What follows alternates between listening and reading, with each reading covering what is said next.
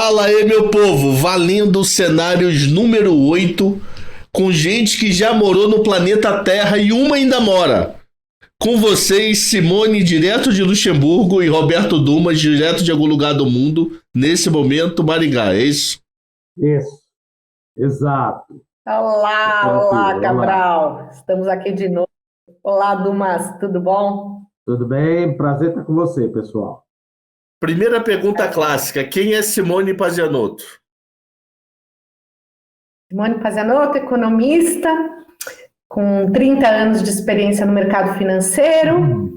Estou aqui num projeto acadêmico na Universidade de Luxemburgo e comentando aqui para vocês, em primeira mão, sobre o que está acontecendo aqui na Europa, nesse verão lindo, que está aqui escaldante, 30 graus nesse exato momento.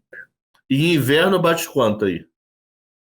Não muito, viu, Cabral? No inverno é -2, -3 durante o dia. É pouco. É tranquilo, é pouco, não é muito não, neva pouco.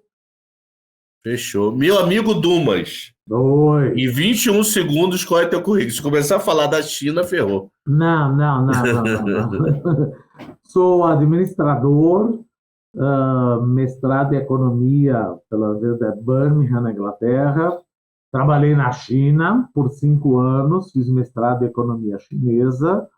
Trabalhei, na época, representando o Itaú BBA e depois fui secondee, emprestado do Banco Itaú BBA para o Banco dos BRICS. E agora estou aqui, no Brasil, voltei. Nunca trabalhou no Luxemburgo? Nunca trabalhei em Luxemburgo. Só na Vamos China. lá. Só na China e estudei na Inglaterra. Luxemburgo, não. Vamos dar um passo atrás para poder a gente chegar em hoje. Primeiro, eu quero tirar uma dúvida sobre França, para depois ver a economia da Europa como um todo. Nós tivemos uma grande confusão na França, deve ter umas 6 semanas a 2 meses, sobre a aposentadoria, que Macron foi lá, fechou o Congresso, mudou a aposentadoria e reabriu o Congresso. Manifestação, quebraram um pedaço de Paris, botava fogo. Eu cheguei a conversar com uma menina que ela falou que, a gente acompanha nos twitters, na rádio, as ruas que a gente não pode passar, porque se passar é confusão. Mas algumas ruas ao lado até que dá para ir. Aí ela falou, estou em home office há um tempo, porque a própria empresa falou, é questão de segurança, não vou exigir que você venha trabalhar. Quando a França acalmar, que ela trabalhava especificamente em Paris, a gente segue.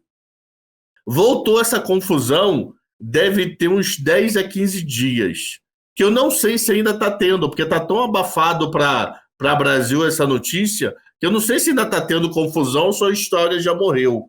Simone, são temas parecidos ou são histórias diferentes para confusão, para confusões parecidas, para Paris, etc. Eu diria que a raiz é a mesma, tá? A raiz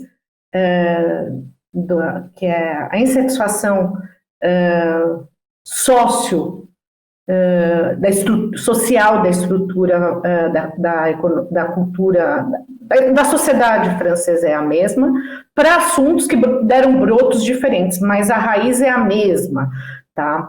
Então, a gente tem uma sociedade francesa, como uma sociedade europeia, de uma forma geral, bastante craquelada, eu diria, né? Formada por estruturas migratórias que não foram integradas ainda à sociedade. Tá?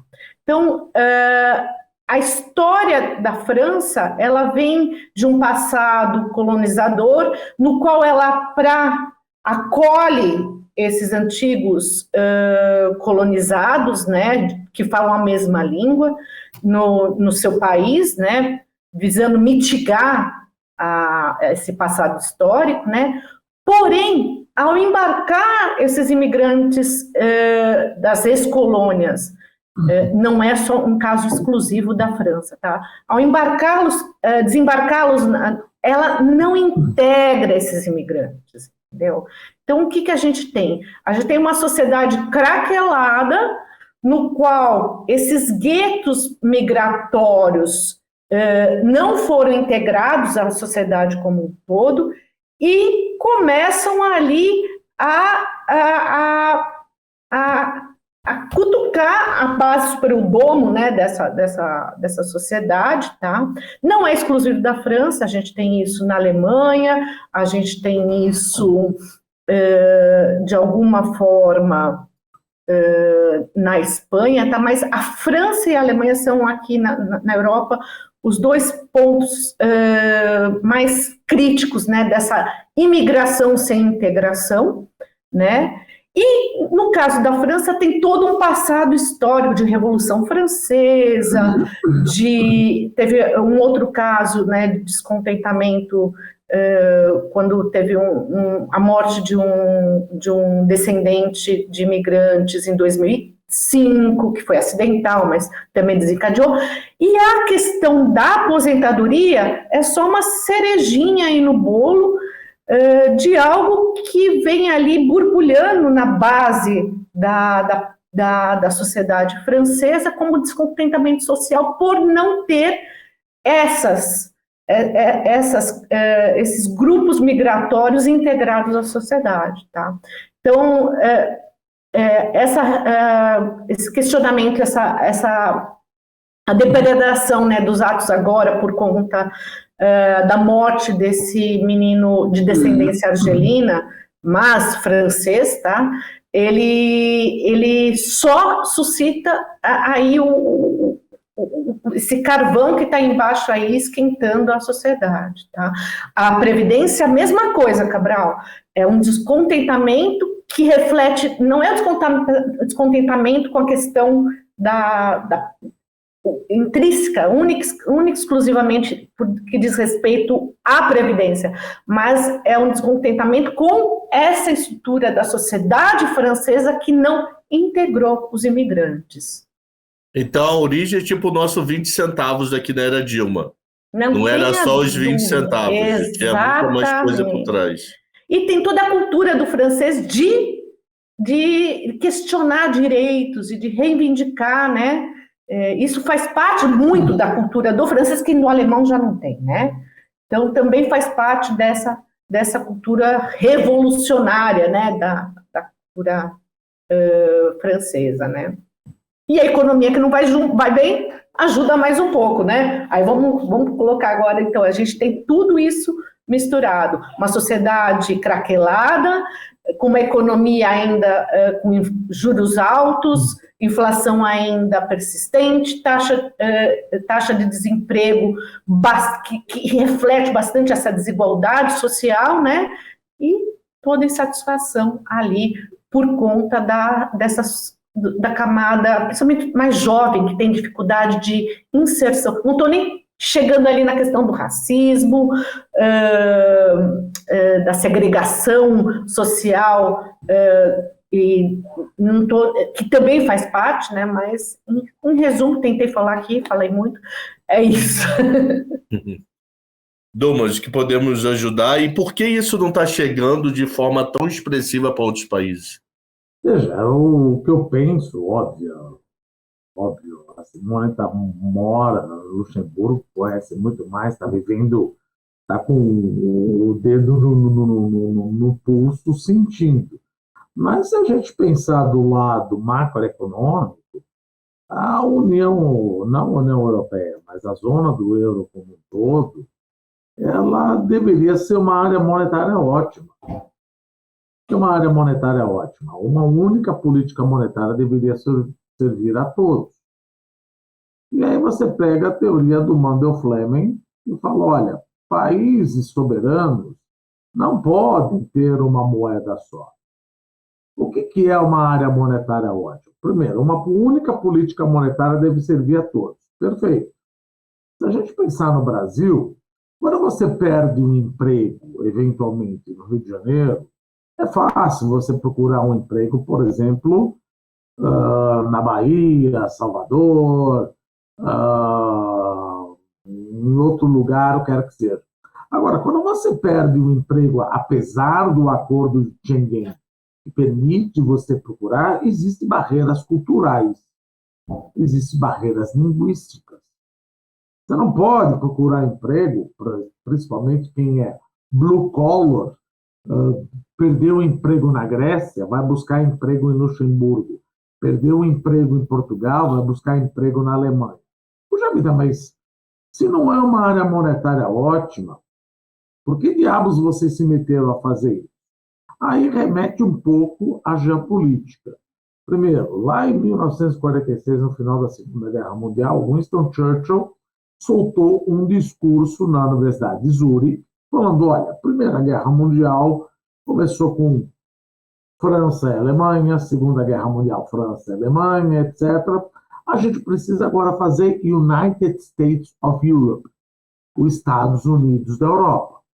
Em 1951 fizeram o Tratado do Aço e do Carvão. Em 1957 juntaram tudo, fizeram o Tratado de Roma, e aí começaram a fazer a Comunidade Europeia.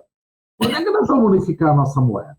Quando é que nós vamos ser uma Estados Unidos da Europa? Todo mundo pode viajar, procurar emprego. A gente não sabe ainda. Vamos continuar indo até que em 1989 caiu o Muro de Berlim. Quando caiu o Muro de Berlim, Helmut Kohl e François Mitterrand entraram numa negociação. François Mitterrand ficou com medo danado de que uma Alemanha poderia se transformar, obviamente, com a Alemanha Oriental e a Alemanha Ocidental, assustadíssimo. Falou, olha, é hora da gente agilizar a União Monetária. E Helmut Kohl falou, eu nunca fui tão europeu. Eu não sei por que você está preocupado com isso.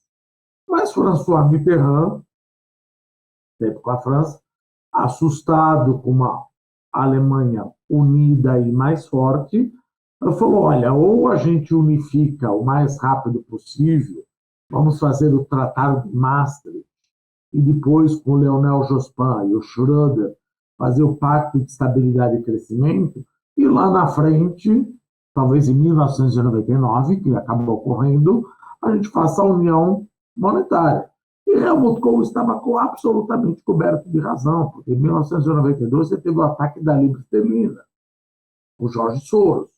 Ele ganhou $1 bilhão de, não sei se foi dólar ou libra esterlina, e ficou claro o choque assimétrico. No momento que a Alemanha estava pegando fogo, crescendo por causa da reunificação alemã, o Bundesbank subiu a taxa de juros, mas você tinha o Exchange Rate Mechanism, o mecanismo de taxas cambiais europeias. Para você não ser atacado, você tinha que subir a taxa de juros. Só que a Inglaterra estava saindo de uma recessão. Então, olha o choque assimétrico. Enquanto um está pegando fogo, a Inglaterra está saindo de uma recessão. E todo mundo sabia que o John Major, não tinha capacidade política de subir taxa de juros. E aí o George Soros culminou com o ataque da libra esterlina, etc. Em 1999 veio a crise. Ou melhor, veio a crise não. Em 1992 veio a crise, em 1999 fizeram a União Monetária, 2002 sumiram as moedas, começaram a entrar cada vez mais países, agora são 20 países dentro da zona do euro, e uma única política monetária só. Quer dizer, a chiquérrima Christine Lagarde, ela tem que decidir qual taxa de juros ela vai adotar, por exemplo, que a Simone bem colocou antes da gente entrar. Luxemburgo está com uma inflação, se eu não me engano, me corrija, Simone, 2,5%, e o European Central Bank está com uma inflação de 3,5%. Para Luxemburgo está bom. Agora, para Letônia, Lituânia e Estônia, que a inflação está 11,5%, 12%, 13%, essa taxa de juros não serve. Então, olha o choque macroeconômico assimétrico. Enquanto um país está com uma inflação de 1,5%, 2%, 2,5%, por exemplo, na França, o último dado que eu peguei aqui, está 6,1%, na zona do euro, 6,1% de maio. A Christine Lagarde está com 3,5%, mas tem países que 3,5% de taxa de juros não funciona. Então, você está com um choque macroeconômico assimétrico. O que que a gente faz? Vamos quebrar a zona do euro? Não. Isso seria Armagedon.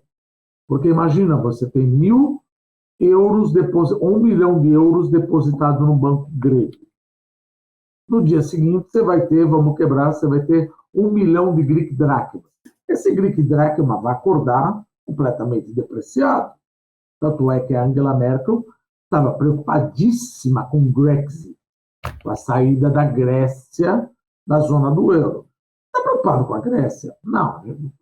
O mundo não está preocupado com a Grécia naquela época, em 2010, 2011. Estava preocupado que poderia ser um rastilho de pólvora. Depois ia pegar Portugal, depois ia pegar a Espanha, depois ia pegar a Itália. Teríamos novas moedas absolutamente depreciadas e a única moeda que sobraria, eventualmente apreciada, seria o Deutschmark. E entraria numa guerra cambial. E a última vez que a Europa entrou numa guerra cambial, pelo amor de Deus, ninguém está dizendo que isso vai acontecer. Mas a última vez que a Europa entrou numa guerra cambial foi depois que os Estados Unidos, com a crise de 1929, soltou o infame Smoot-Hawley Tariff, ou seja, colocando restrições a exportações europeias. E isso começou uma guerra cambial. Guerra cambial, junto com a emissão monetária, pavimentou a subida de quem no poder na Alemanha? Hitler. Então, veja, ninguém está querendo dizer, que eu estava comentando com a Simone antes da gente entrar, que essa ponte não deveria ter sido, não poderia ser percorrida, mas ela foi muito cedo. Você não é uma área monetária ótima. Quem perde emprego na Croácia, não é fácil arranjar emprego em Luxemburgo. E, principalmente, que você não tem uma política fiscal unificada. Então, veja, vocês decolaram, a União Europeia não, a zona do euro decolou no McDonnell Douglas, que tem 3 turbinas. Só que faltou a última turbina. Política cambial é uma só. Política monetária é uma só. Cadê a política fiscal? Não, mas a política fiscal nós vamos ter o Tratado de Maastricht. Bobagem. Todo mundo quebrou o Tratado de Maastricht, que preconizava que os países membros da zona do euro, ou pretensos países da zona do euro, precisavam ter um déficit público de 3% do PIB. Só que os italianos falavam, mas significa o que é 3% do PIB? Eu estou com 5, eu estou com 4, estou com 3,5, estou quase lá. Lionel Jospin e Schroeder soltaram o Pacto de Estabilidade e Crescimento, que é complicadíssimo, brincadeira. Mas 3% de déficit fiscal tem que ser 3% de déficit fiscal. Mas só uma pergunta, e se por acaso eu chegar em 4% de déficit fiscal? E aí no Pacto de Estabilidade e Crescimento estipulou que você pagaria uma multa de 0,2% do PIB. Puxa, todo mundo ficou assustadíssimo. Só que, por incrível que pareça, tirando a Grécia, os primeiros países a quebrarem o Pacto de Estabilidade e Crescimento e ter um déficit fiscal acima de 3%, pasmo, foi justamente França e Alemanha. Então, esse negócio de dar multa não adianta. A zona do euro precisa de um federalismo fiscal. Como federalismo fiscal? Não dá para ter políticas fiscais independentes. Duma, a gente já chega no federalismo fiscal. Um segundo só. Manda lá. Simone, deixa eu tirar uma dúvida contigo, aí a gente vai para federalismo.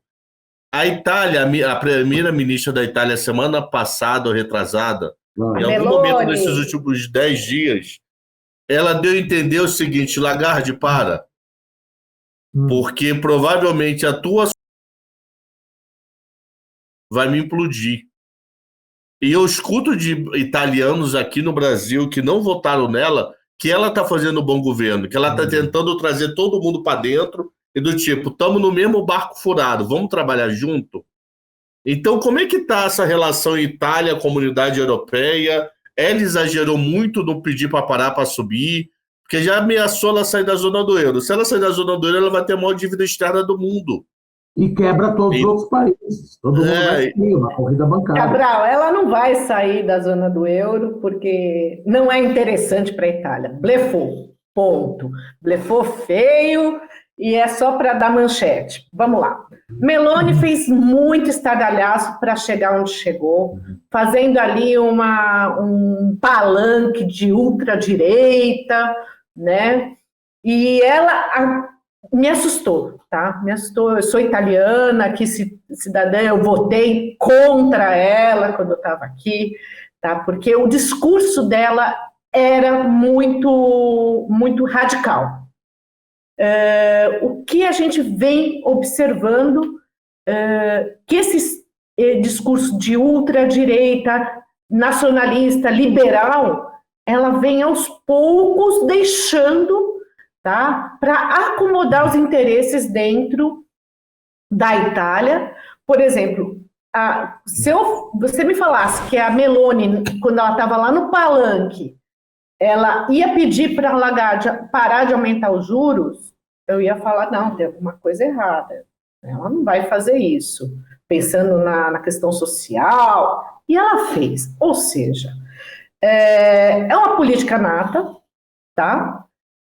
Usou o discurso necessário para levá-la à posição de primeira-ministra, e está fazendo um excelente trabalho aí de driblar, e um excelente trabalho não, porque eu ainda não concordo com tudo que ela faz, mas de qualquer forma, está fazendo um bom trabalho político, né, de alinhar interesses, né, blefa de vez em quando, como você falou, blefando aí na questão, vou sair da área do euro, não vai fazer isso, pode ficar sossegado, isso é a morte.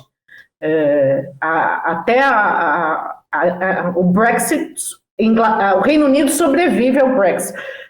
Itália não sobrevive sair à área do euro, tá? Mas ela tem demonstrado até agora um excelente jogo de cintura para alinhar interesses. Essa pressão de pedir a Lagarde para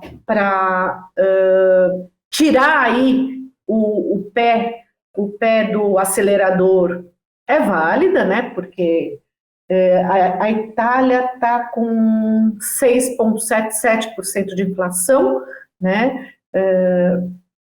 A política monetária da União Europeia não é tão crítica nesse ponto, que está em 3,5%, tá? Mas é uma forma de ela mostrar que ela tem peso no jogo político da União Europeia. Basicamente é isso. E ela é uma ótima jogadora. A Meloni é uma ótima jogadora e tem demonstrado isso, que é uma das características que tem que ter esse jogo mais de jogo de cintura, diplomático, de um primeiro-ministro. Thomas?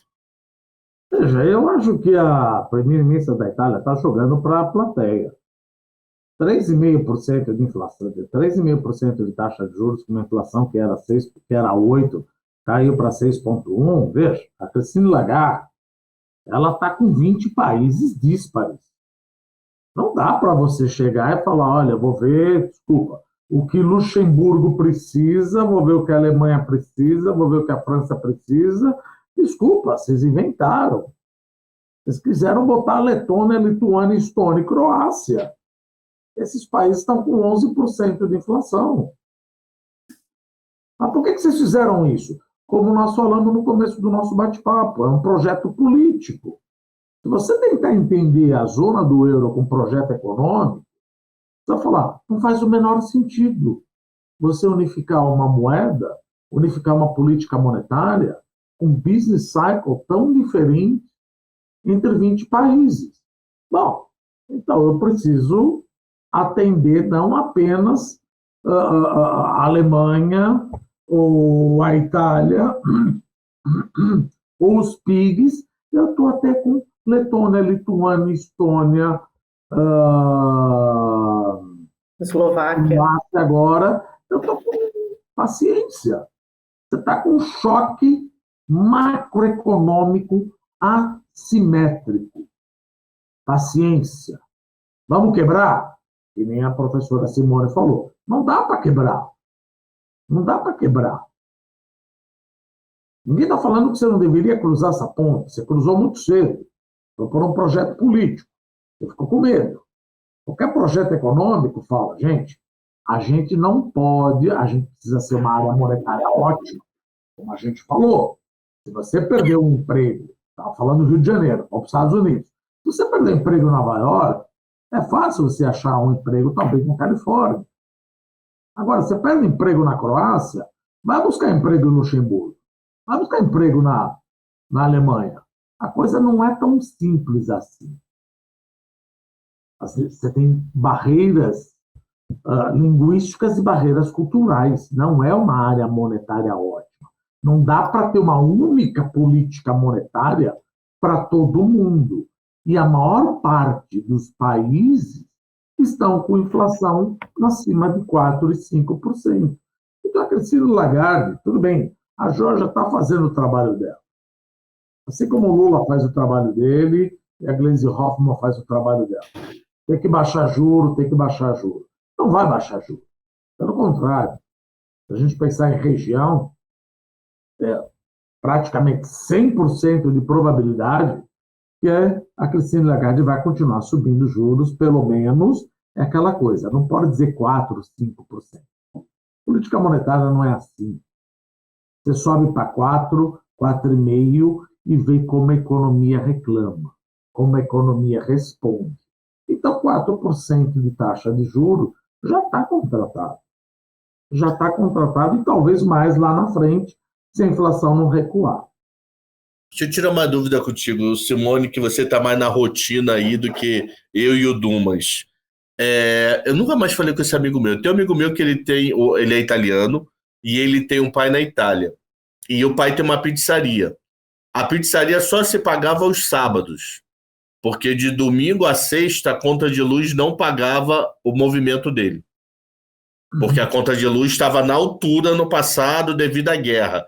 Como é que está o custo da energia como um todo? Energia, vou explicar aqui para combustível, gasolina, álcool, etanol e luz da parede. Como é que está isso tudo na rotina de vocês? Então, deixa eu só pegar. Para você ter uma ideia, na média, aqui no mês de junho de 2023, os preços de energia, eles recuaram 6%, o preço recuou menos 6% em relação a maio.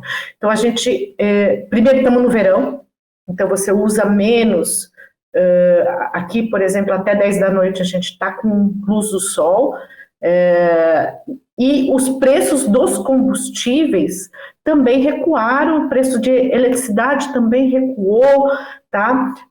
A gente ainda tem aqui, eu sinto ainda que alguns países ainda têm um rabinho de subsídio aí para a indústria e famílias, então o que a gente pagou, eu no final do ano, o que eu paguei porque assim, a gente paga aqui a energia, no final do ano você paga a diferença de uma estimativa anual que você faz, um outro jeito. Eu paguei praticamente 3 meses de diferença, que foi o aumento, né, que não era esperado no ano de 2022. Então, a gente teve, sim, um aumento forte de preços em 2022, que já foi totalmente amortizado, e a gente está aqui colhendo.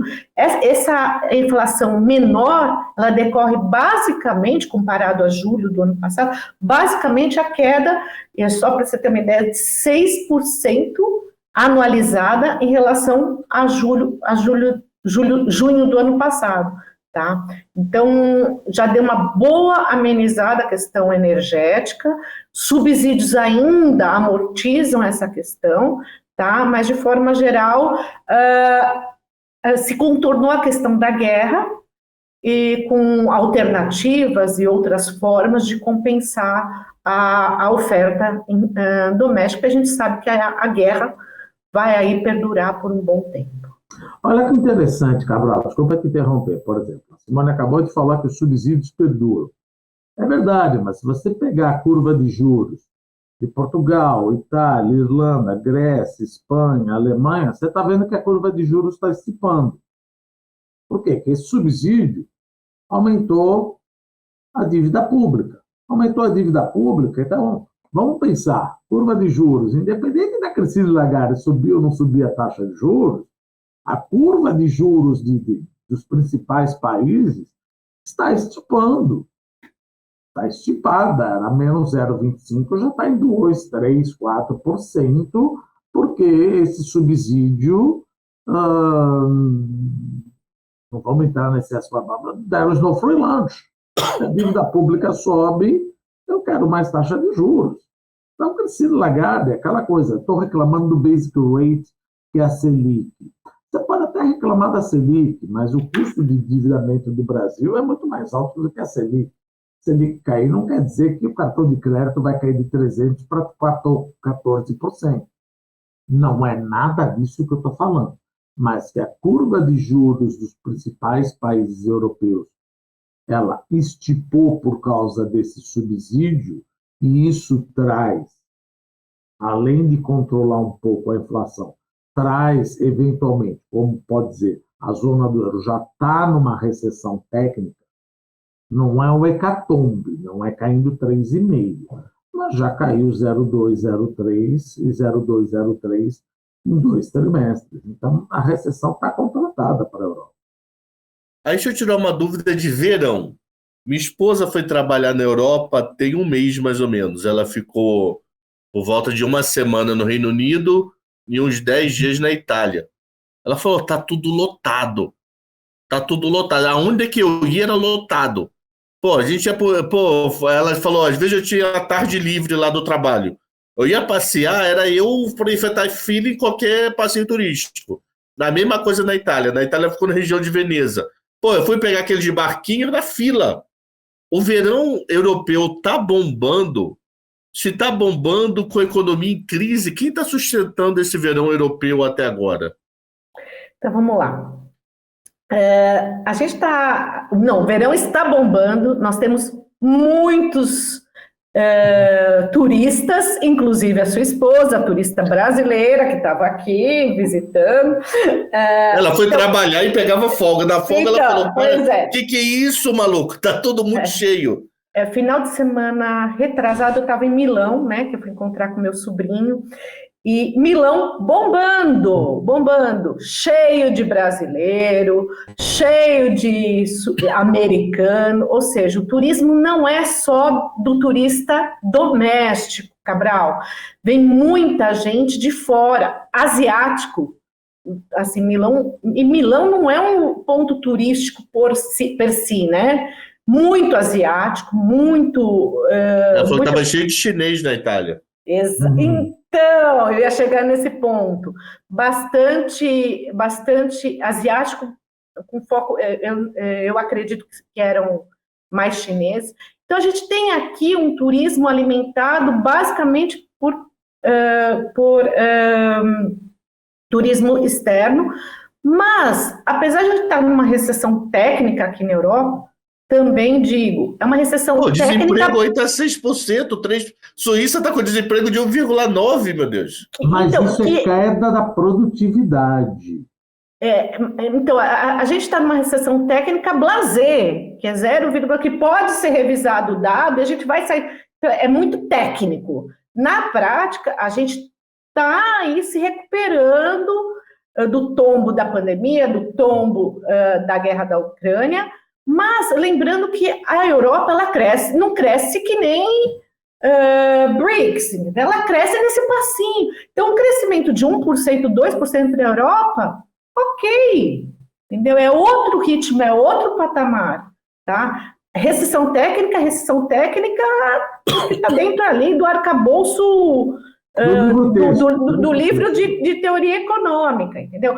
Mas a Europa realmente ela está num passo bom de recuperação. Eu não vejo crise econômica crítica, apesar do que a gente passou com pandemia e porque aqui o patamar de crescimento, o nível de crescimento, o passo é outro, Cabral, é muito diferente.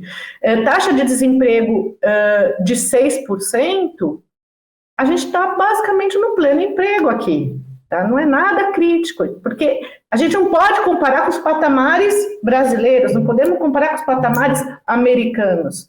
Tem que entender o contexto europeu como um todo. Aí, Dumas, eu te faço uma pergunta complementar a essa fala da Simone. Verão bombando, E uma das preocupações de todo o Banco Central do mundo é a inflação de serviços. Então, como é que vai ficar essa inflação de serviços com a Europa cheia? O comerciante pode pensar, pô, é a hora de eu pagar meus 2 anos de não vender nada, porque um ano eu fiquei fechado devido à Covid, o outro ano o chinês não veio porque ele estava proibido de sair do país. Então, como é que pode ficar a preocupação, agora no caso específico da Lagarde, com uma inflação de serviços que pode surgir por essa invasão de turistas, esse verão bombando ou não? Isso já está no preço na hora que eu fiz a previsão, na hora que Lagarde fez as contas de inflação de 23, já previ, esse verão vai ser bom e já fiz a conta para decidir meus juros. Olha, o que eu andei lendo aqui é o seguinte, de fato, essa inflação de serviço está batendo aí, mas a produtividade do europeu, ela não pode ser comparada com a produtividade do norte-americano. Se a gente pensar no Nairu, que é o desemprego natural, que a professora Simone acabou de falar, olha, um desemprego de 5%, 6%, pleno emprego. É verdade, assim como no Brasil, um desemprego de 7,5%, a gente já pode dizer que é um desemprego pleno emprego. Por quê? Porque a produtividade do trabalhador brasileiro não se compara com a produtividade do trabalhador norte-americano. Então, 6% você já bateu na Nairu.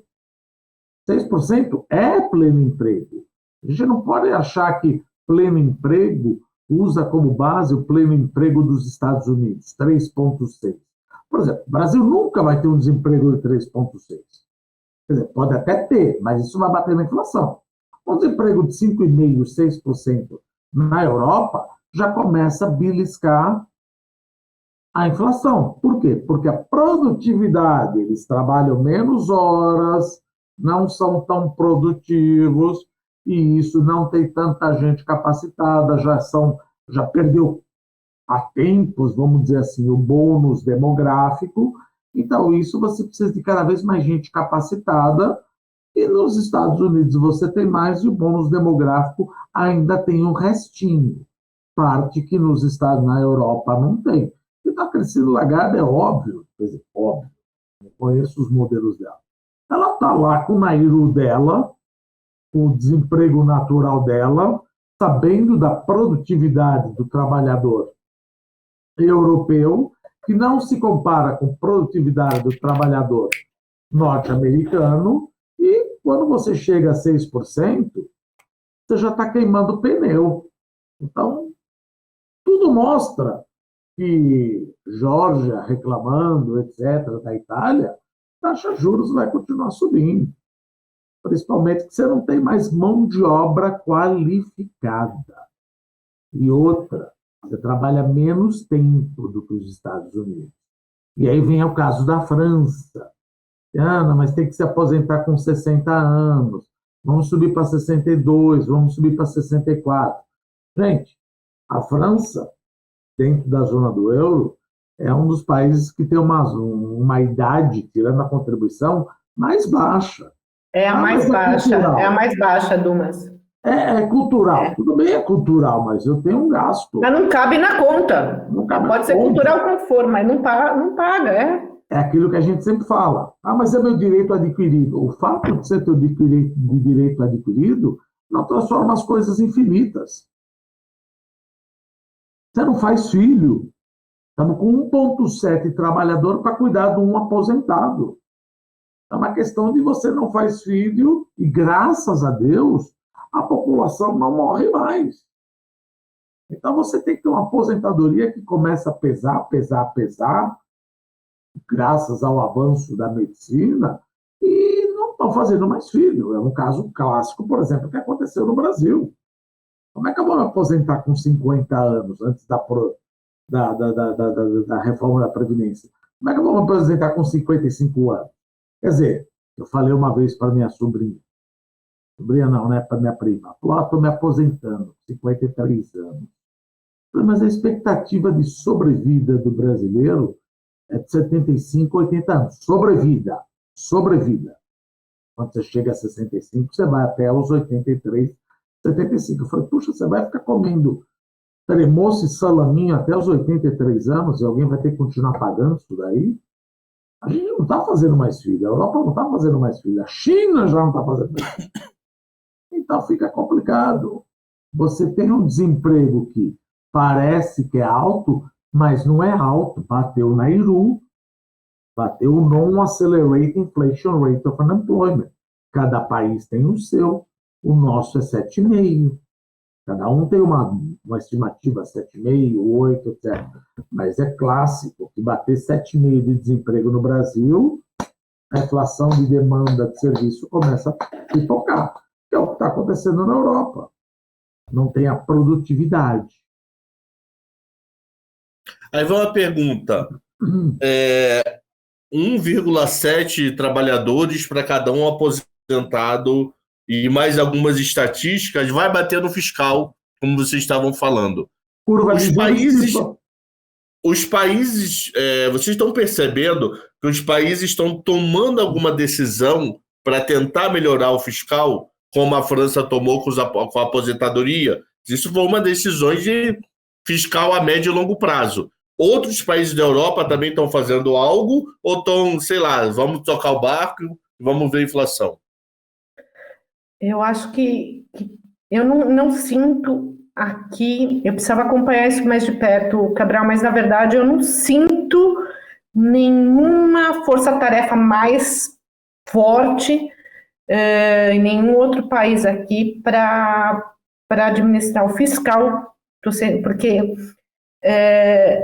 eu acho que talvez quando a gente tiver aí essa questão pós-pandemia, pós-guerra da Ucrânia ali, mas que agora está começando a poeira baixar, pode ser que a gente veja algum país com alguma força-tarefa mais contundente nesse ponto, mas eu não vejo aqui nenhum país sinalizando isso como prioritário, não vejo. Era crítico, a França era crítico fazer essa mudança. Então, precisava, de alguma forma, levar a bandeira da Previdência, levar do 62 para o 64, de alguma forma, porque apitou lá a emergência, né? Mas eu não vejo nada mais contundente aqui em nenhum outro país. Se eu estiver errado, porque realmente eu precisaria entrar mais a fundo, mas não tenho acompanhado nada nesse sentido, Cabral, infelizmente. Fechou. Domas? Veja, olhando aqui o gráfico, você pega aqui Grécia, Itália, Portugal, Espanha, França, Bélgica, Chipre, Áustria, Finlândia, Eslovênia, Croácia, mesmo Alemanha, Eslováquia, vamos dizer assim, está todo mundo acima do threshold do Pacto de Estabilidade e Crescimento. Você não pode ter uma dívida acima de 60% do PIB. Está todo mundo com uma dívida acima de 60% do PIB. O Pacto de Estabilidade e Crescimento e o Tratado de Maastricht virou água morta, virou letra morta. Ninguém está nem aí, vira o aspecto do federalismo fiscal. Coisa que o Macron, quando ele foi eleito, ele queria fazer. Ele falou, olha, gente, para a gente ter uma zona do euro, o diabo não, né? Mas o detalhe é que a gente tem que entender.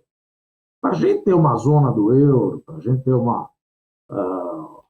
a gente precisa de mais Europa.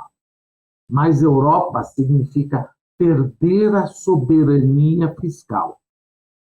Agora, você imagina falar para um francês ou para um espanhol, eles vão perder. Já perdeu a política cambial, já perdeu a política monetária, perdeu a política fiscal? Sim, mas uma moeda aqui, um país que tem a união monetária, precisa perder a política fiscal. Tem que ter um federalismo fiscal.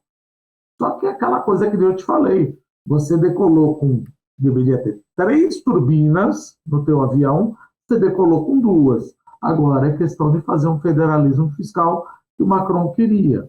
Porque ninguém está respeitando o Pacto de Estabilidade e Crescimento. Está todo mundo com uma dívida acima de 60%. Não estou nem falando da turma do quase quarteirão, que ele já não está mais, nunca esteve na zona do euro, mas não está nem na União Europeia, etc. Mas, que nem a Simone falou, esses subsídios, etc., vamos atender a população. Tudo bem, fazer o bem é bom, todo mundo gosta de fazer o bem. Só que quem paga sou eu. E se eu tenho que comprar o título público, a minha curva de juros estipa. Então, É importante também deixar claro, falar o seguinte: para de brigar com a Christine Lagarde, a curva de juros já expôs, o custo de crédito já está subindo, não vai ter um hecatombe. Por outro lado, não terão um crescimento estilo chinês. 1,5, 2, por quê? Produtividade total dos fatores não está indo. Bônus demográfico não está indo. Capital com uma dívida PIB, ou seja, numa equação de crescimento econômico, os 3 motores acabaram. Produtividade não vai. Bônus demográfico não vai. Capital você já está extremamente endividado. Pelo menos de acordo com o Pacto de Estabilidade e Crescimento e o Tratado de Maastricht. Se você aumentar mais, eu faço o crowd-out effect. Eu estipo a curva de juros e o consumo e investimento cai. Então, não tem por onde crescer mais a Europa, a não ser por mais produtividade. Pô, deixa eu fazer uma última pergunta para vocês, que já estamos com quase 1 hora de programa já. Até onde vai Lagarde ou até onde ela pode ir? Como assim, Cabral? Com juros. Com juros? Eu acho que já está precificado aí no mercado, pelas curvas de juros, aí mais 2 altas. Mais 2 altas de 0,25, tá? Com uma janelinha aberta, com possibilidade de talvez uma terceira alta, mas 2 já está aí bastante precificado pelo mercado. A gente vê efetivamente a inflação cedendo, tá? Nós temos só um país, que é a Eslováquia, acima de 2 dígitos, todos os demais aí já estão com inflação estimada em junho, anualizada, abaixo de 2 dígitos, mas mesmo assim, dado toda essa diferença, como o Dumas falou, de diferença de inflações e características para cada país, né, vai ser possível ainda manter ali o pé no acelerador por pelo menos mais 2 altas. Fechou. Dumas? Veja, trabalhar com inflação nos Estados Unidos e na Europa é muito, desculpa, não é que é muito mais simples, mas a política monetária ela tem um poder muito maior em países que não têm preços administrados. Nós temos preços administrados. O brasileiro é alcoólatra. Eu quero dizer que o brasileiro é alcoólatra. De 1980 a 1994, nossa inflação foi de 12 trilhões percentuais. 12 trilhões. Então, eu tenho preço administrado. Meu salário é reajustado, meu aluguel é reajustado, minha gasolina é reajustada. Gasolina não. O gás natural, a eletricidade. Então, a política monetária ela tem um problema maior no Brasil. Coisa que na Europa e nos Estados Unidos, ela já vai na veia. Então, por exemplo, que nem a Simone, eu concordo, você tem mais 2 altas contratadas. Pode ser 3. Política monetária não dá para falar o que vai acontecer daqui 3, 4 anos. Sobe 2 vezes e vamos ver como os preços se comportam. Eu acho engraçado quando o cara fala, não, eu acho que para 2028 a taxa de juros... É isso. É uma economia, é uma ciência social. Não dá para você projetar para 2028. Hoje projetamos 2 altas. Piorou a guerra, vai vir mais 2 altas. Então é aquela coisa. Eu faço, piso no acelerador, que no caso aí é no freio, vamos ver como o carro freia. Então não dá para você precificar 2, 3, 4 anos na frente. É aquela coisa. Por enquanto, 2. E daí para frente? Vamos ver o que acontece. Mas por enquanto, 2,025 já está no preço. Ô, Dupla, muito obrigado pelo bate-papo. Muito obrigado de verdade. Fiquei bem feliz. Ontem a gente teve problema para gravar, mas hoje saiu perfeito. Pô, muito, muito obrigado. Antes de acabar por completo, tem 3 perguntas que eu faço para todos que já participam do programa, porque há 2 semanas atrás o programa foi sobre Bitcoin, para ter ideia. Semana passada foi sobre agro, então é o famoso cenários. O tema da vez, o que rola. Dumas, uma pergunta que eu não fiz para a Simone que você gostaria de fazer. O que eu gostaria de fazer? Veja, Simone... perguntar para ela. Veja, ela é um poço de conhecimento que ela está lá, né? Ela está lá. Então aproveita e explora. Então vamos pensar aqui o seguinte, Simone, você acha que eventualmente as tensões sociais, por exemplo, Macron, podem piorar com Marine Le Pen, com a Geórgia, etc., dado esse aumento de taxa de juros? Porque isso, ninguém está falando que vai quebrar a zona do euro. Mas ruído ninguém gosta. Né? Se você falar que sim, o DXY ele inverte, ele vai para dólar ao invés de euro. Resumindo, tensão social na Europa, na zona do euro, você acha que tende a piorar? Então, eu acho que a questão na França é bastante crítica e vai continuar sendo crítica porque é uma característica inerente à cultura deles e eu não vejo nada pragmático para integrar ou para minimizar essa dificuldade de integração dos imigrantes, né? Eu vou dar um exemplo bastante prático. Luxemburgo ele é composto por 47% de estrangeiros no seu país, tá? Então, metade da população basicamente é de estrangeiros. Que, tudo bem que é um país pequeno, é fácil de administrar, mas pode ser um modelo aí. O que Luxemburgo fez para integrar esses... a palavra fundamental é integrar. Para integrar esses estrangeiros.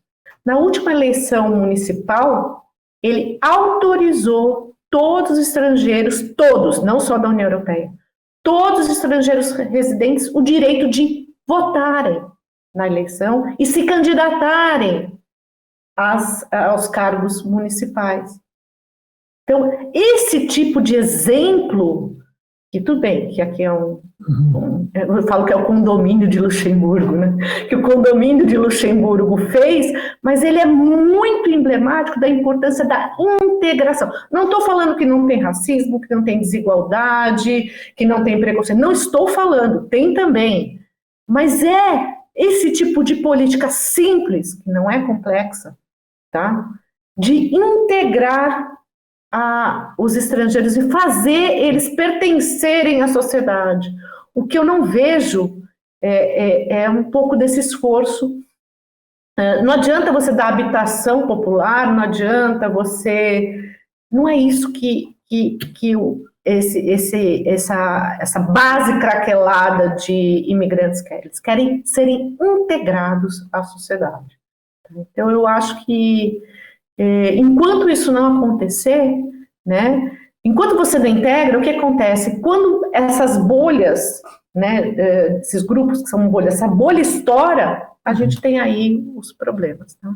Então, eu acho que a integração ajuda muito, né, e isso corrobora o andamento aí de produtividade, de trabalho, né, qualificação.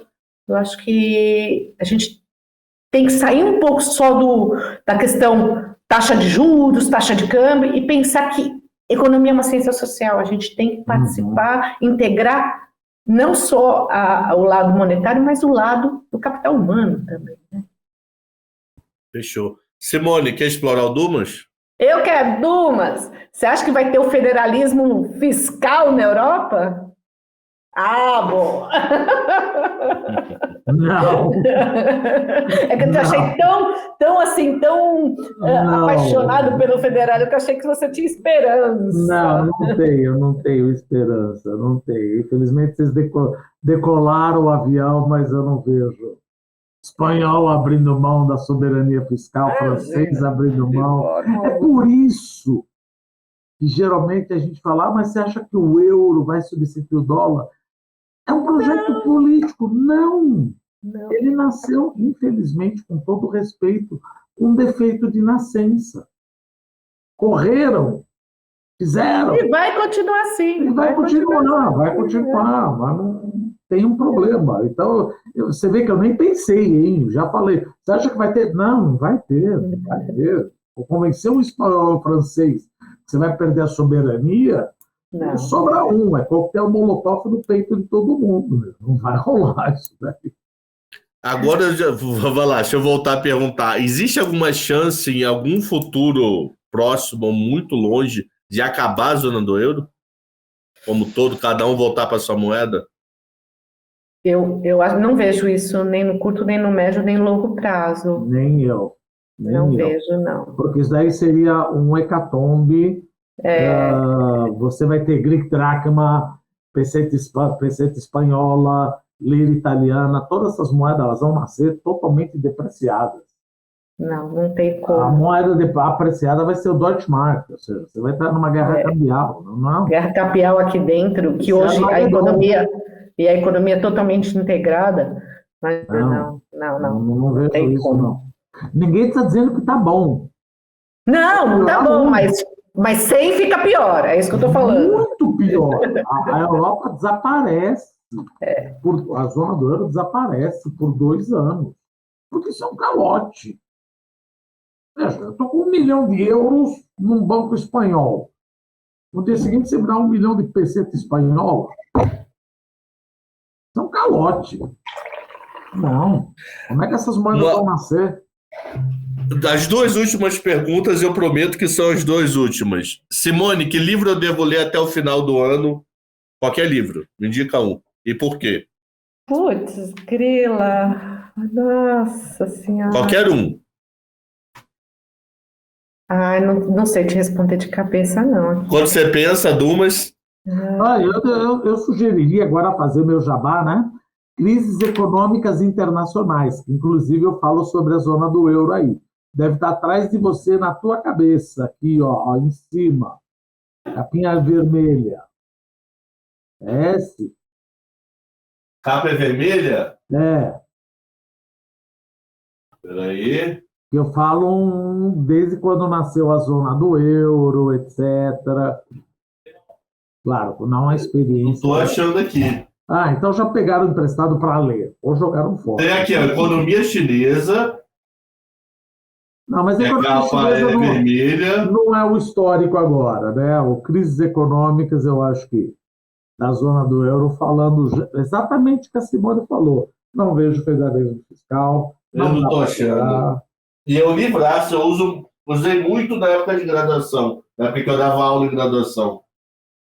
Deixa eu ver aqui, peraí. Não está aqui, Dumas. Estão lendo, ou jogaram fora. Ou está de base de algum laptop aí para não balançar. A porta ali estava batendo, peraí. Então deve ser isso. Não está ali, não.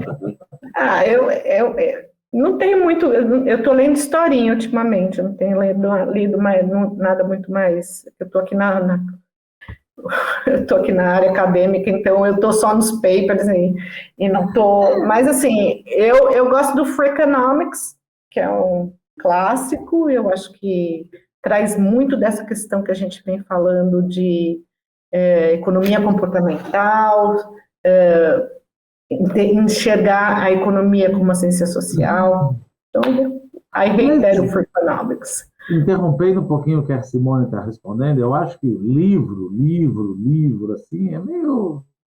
Agora, uma leitura semanal e bimensal de Foreign Affairs e The Economist é mandatório.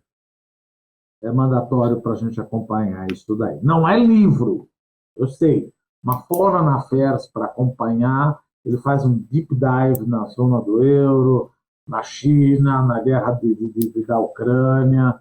Eu acho que esses periódicos são... A The Economist é fundamental, a revista, pelo menos. Eu acho que você tem que estar, pelo menos ler ali a matéria de capa, isso tem que estar aí qualquer pessoa que se interessa, obviamente se interessa por economia internacional, eu acho que é fundamental. Uhum. A última pergunta, Dumas e Simone na sequência. Somos 7 bilhões de habitantes. Se você pudesse conversar com uma dessas 7 bilhões de pessoas, quem seria e por quê? Cada pergunta, não? Nossa Senhora, eu conversaria com o Obama. Sou fã O Obama é dele. mega votado aqui, é muito louco isso. Jura, mas eu gosto. Eu sentaria para conversar pelo menos 1 hora com ele, que eu acho que ele é uma pessoa que tem uma visão do que é do papel da economia norte-americana e da sociedade norte-americana.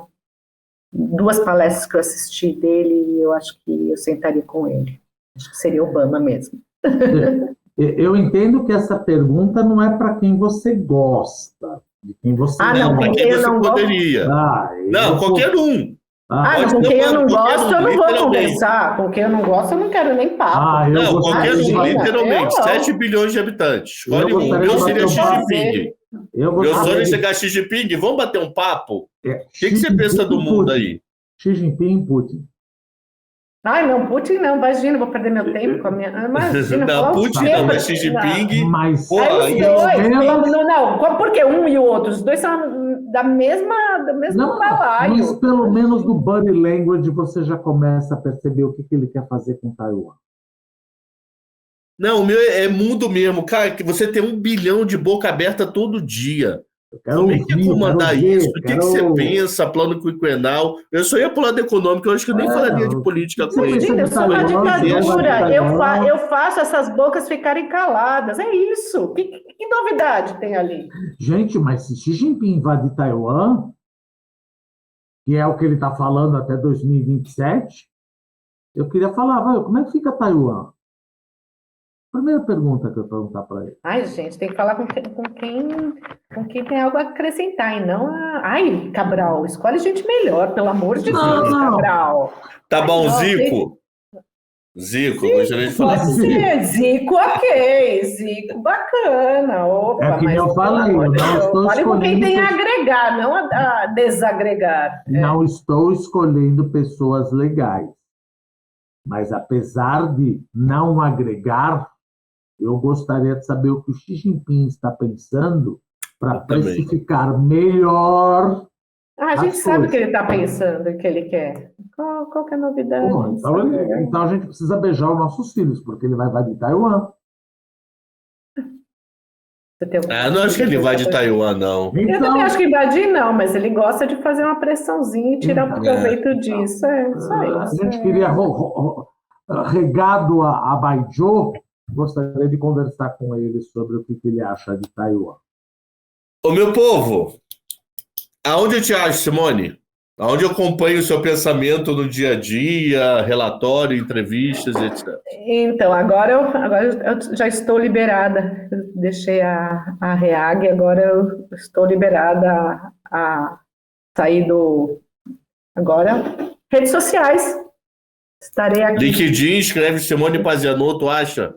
Opa, sou eu ali. Não, porque às vezes está outro sobrenome lá. Entendeu? Não, Simone Pazianotto, só tem no LinkedIn meu primo que chama Simone Pazianotto, é italiano, tá? Mas aí você vê a minha cara lá, tá bom? Mas ele é homem, eu sou mulher, os dois são Simone Pazianotto. Fechou. E Dumas, onde te achamos? Tem no LinkedIn, Roberto Dumas Damas, mas mais no Instagram, Roberto D.Damas, que é onde eu publico os meus bate-papos. Fechou. Então, Dupla, agora sim. Muito, muito, muito obrigado aí pelo papo, pela conversa.